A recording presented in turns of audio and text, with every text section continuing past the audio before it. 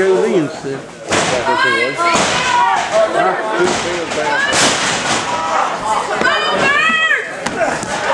Watch out, Doug!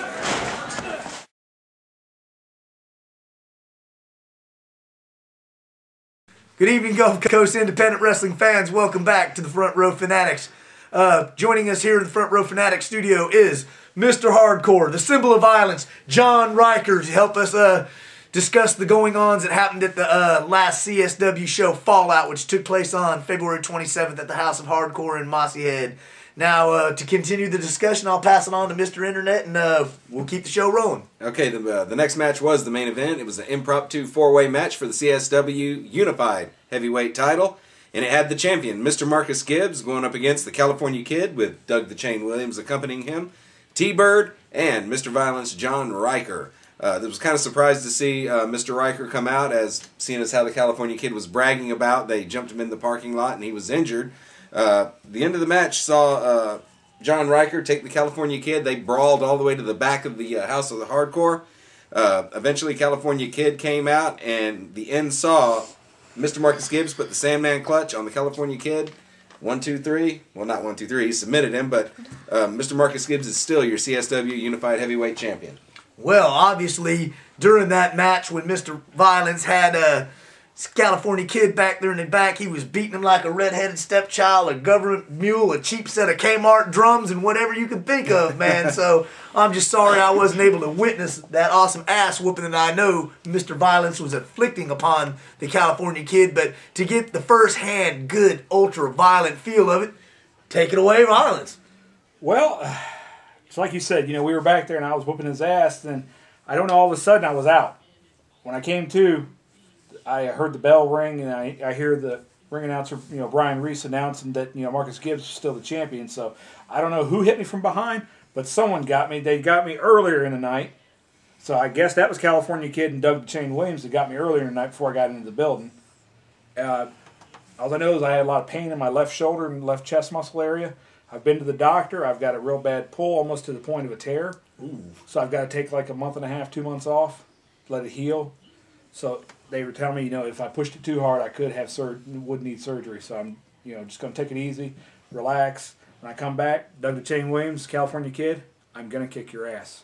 Now, I have to ask, how hurt were you before you started this match? I mean, was it... Pain level of 0 to 10, it was about an 8. Wow.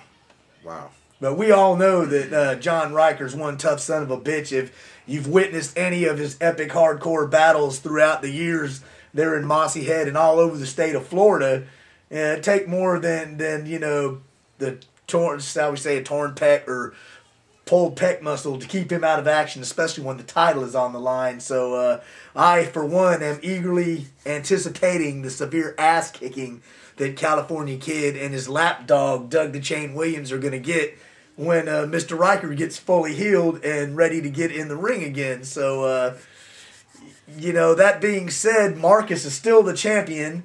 Who I have a lot of respect for. Right. I have a lot of respect for him and that young man, T-Bird. He's a real up-and-comer. Now, that brings up a good point. I know you're looking for a little payback on the California Kid and Doug Williams.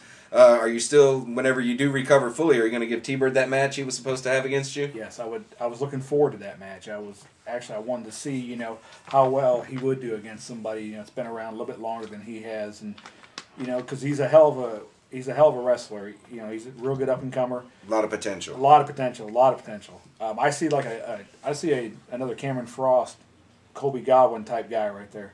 Right, absolutely. Somebody can really bring it. High praise indeed from someone who has helped further the career along of a lot of young Gulf Coast wrestlers around here that I've seen. They've come into Mossy Head and worked with Mr. Riker, and you see them elevated to the next level, and that shows you a lot of integrity on Mr. Riker's part, that he does his best to improve the Gulf Coast independent wrestling scene and is not afraid to put younger talent over for the better of their careers and the shows. So, and one other thing I want to say, it was really good seeing Lane Smart back.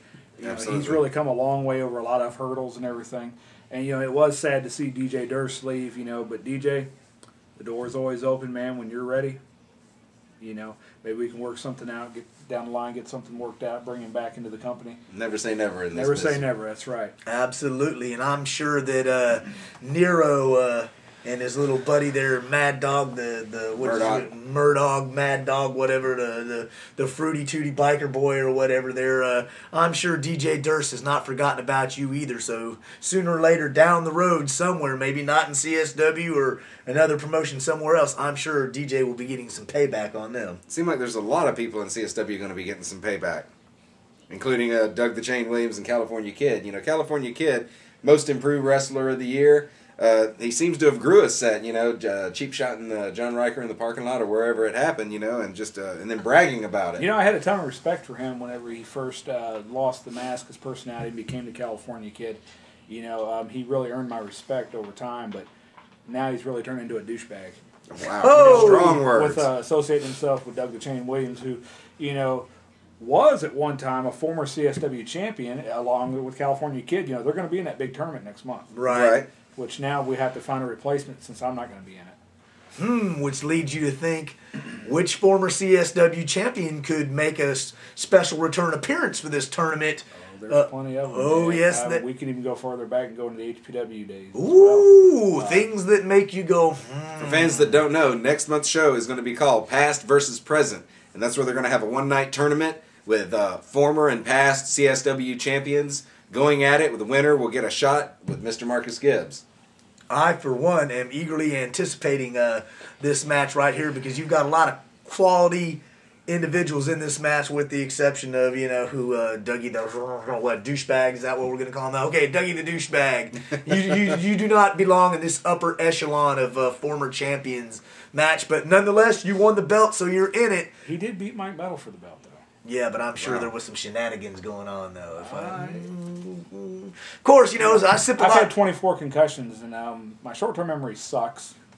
But I do believe it was cleanly 1, 2, 3 right in the middle of the ring about a year and a half, 2 years ago. Damn, I must. So he has had some boom boom bitches. Damn, I must have drank There's 24. been one time. One time. I must have drank 24 Heinekens that night because I don't remember that either. So, but nonetheless, Doug is in the tournament along with Mike Metal, I believe, also. Yes, he is. Victor Carew. David Prime. Cameron Frost. Colby Godwin. Colby Godwin.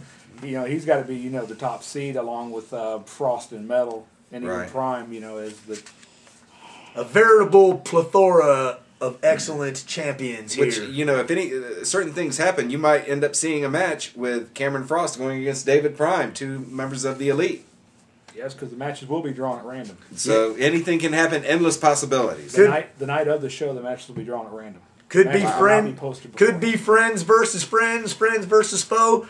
The only way you'll know is to show up at CSW's next show at the House of Hardcore, and I believe that is on March 27th, past versus present. And with that being said, we're going to take a break after we get ready to grade and rate the show's match of the night.